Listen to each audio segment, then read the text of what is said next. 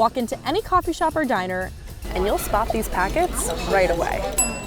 Many of us even have specific brand names in our everyday vernacular.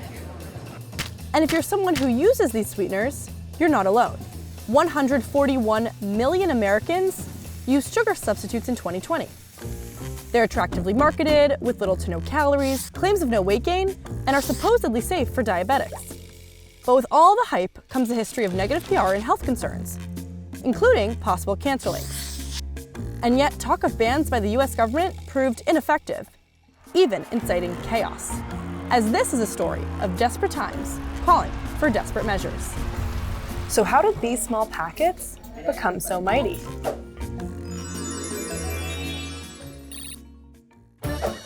The first artificial sweetener, known as saccharin, was discovered accidentally in 1878. The story goes like this. A Johns Hopkins researcher was working on additional uses for coal tar derivatives, a byproduct of coal production. He failed to wash his hands, gross, I know, and wound up licking his fingers for whatever reason, again, so gross, and they tasted sweet, even sweeter than sugar. He realized it was, and I'm not kidding, 300 times sweeter than sugar. So this being the 19th century, where anything goes, he marketed it as a miracle product called Saccharin. But it wasn't that popular off the bat. People weren't too keen on the idea that saccharin was made in a lab. Of course, like in any good American story, there were also those who saw potential for cash, like savvy American businessman John Queeny.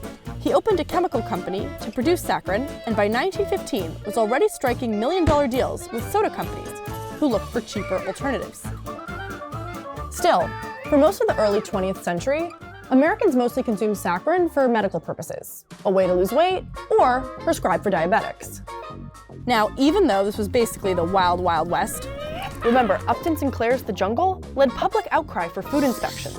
The future head of the FDA had some concerns and suggested banning saccharin. But when he took his concerns to Roosevelt, who was already taking saccharin as a prescription for weight loss, the president had this to say.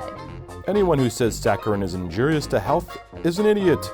Real sugar remained the preferred choice of sweetener among consumers. And there was plenty of it. Until, you guessed it, the First World War. No, I do not know why we always go back to the world wars for the answers, but here we are yet again. Anyways, due to wartime sugar rations, Americans began to experience a shortage of sugar during the war. But it wasn't until the next World War that things really started to shift. See, at the time, sugar was considered essential in our diets, especially for those who need a lot of energy, like soldiers. And yes, that's why you saw soldiers munching chocolate bars and gulping Coca-Cola during World War II. Even American candy manufacturers entered partnerships with the military, like Hershey's with their D ration bar, which consisted of sugar, chocolate, oat flour, skim milk, and cocoa butter. But sugar for everyone else was hard to come by, and women were desperate for alternatives, since their roles were to provide meals for the family and raise healthy children. So they turned to saccharin. In some cases, they went straight to the pharmacies and grabbed bottles from the shelves. Manufacturers took note. This book, which I've been obsessed with by the way, put it this way. These small packets, often mounted in neat rows on cardboard for easy removal, use phrases like, "Don't miss your sweet," or "all the sweetness of sugar." By 1945, saccharin was getting a major rebrand. A New York Times article commented that there was, quote, "no doubt saccharin is safe," while certain institutions noted there wasn't enough evidence to claim that it was harmful in moderation. What followed was essentially a domino effect, compounded by the new 1950s diet culture marketed primarily to women. Ice-cold Coca-Cola. There's no waistline worry with Coke, you know. Actually, this individual-sized bottle has no more calories than half a grapefruit. Warnings about Americans' health and weight were becoming more and more common. Suddenly, things were more diet. Lose excess weight naturally and fast. Demand was increasing, and more sugar-free sweeteners were introduced, like Cyclamate, or what used to fill Sweet and Low packets. Oh, and Cyclamate was also discovered because a researcher licked his hands. How pleasant. This time, however, he was working on a fever-reducing drug. Throughout the 1950s and 60s, more Americans were consuming these artificial sweeteners. In fact, by 1968, Americans were consuming upwards of 17 million pounds of these sweeteners per year, found in a range of products. But the 60s was also a decade of increased government food regulation. And by the later part of that decade, studies began to emerge, linking cyclamate to cancer in laboratory animals. So the FDA imposed an immediate ban on cyclamate in 1969. In turn, Sweet 'n Low became saccharin-based. And that was all fine and good until saccharin took the hot seat. A University of Wisconsin-Madison clinical study published in 1970 displayed a link of saccharin to bladder cancer in rats. And the FDA was ready to bid it goodbye. But saccharin producers weren't going down without a fight.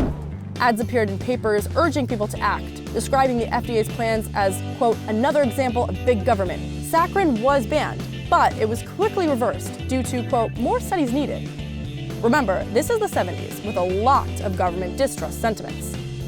Instead, the Saccharin Study and Labeling Act passed, requiring products to carry a warning label. Once back on the market, Sweet 'n Low sales soared. Wherever you go, Sweet 'n Low, we're looking right, feeling light. By 1979, 44 million Americans used saccharins daily in all kinds of different forms. A few years later, in 1981, aspartame hit the shelves, later marketed as brands like NutraSweet and Equal. It's the only low-calorie sweetener with NutraSweet and no saccharin. Despite the FDA initially holding off on approval due to concerns about a connection to brain tumors. It was also discovered, you guessed it, by a researcher licking his hands. Seriously, what is wrong with these people? Aspartame's popularity exploded when it became the key ingredient in many popular products, including Diet Coke. Next up came Splenda in the late 1990s and early 2000s. Not finger-licking this time, but it is rooted in chlorine.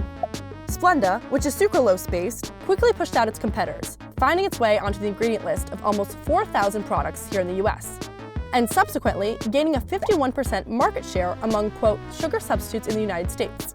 In fact, Splenda's even been sued by the Sugar Association for false advertising over its logo, which claims, quote, made from sugar, so it tastes like sugar. And still today, sucralose, or Splenda, has remained the most popular artificial sweetener.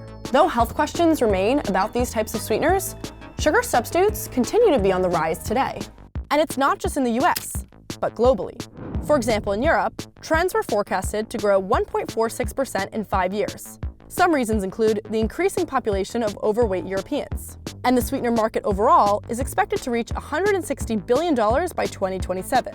Whoever thought that something that started because someone forgot to wash their hands would turn out to have this much success? Do you use artificial sweeteners in your coffee? If so, which ones? Let us know in the comments below and make sure to like and subscribe for more. Ew, this tastes terrible. I'll do it again.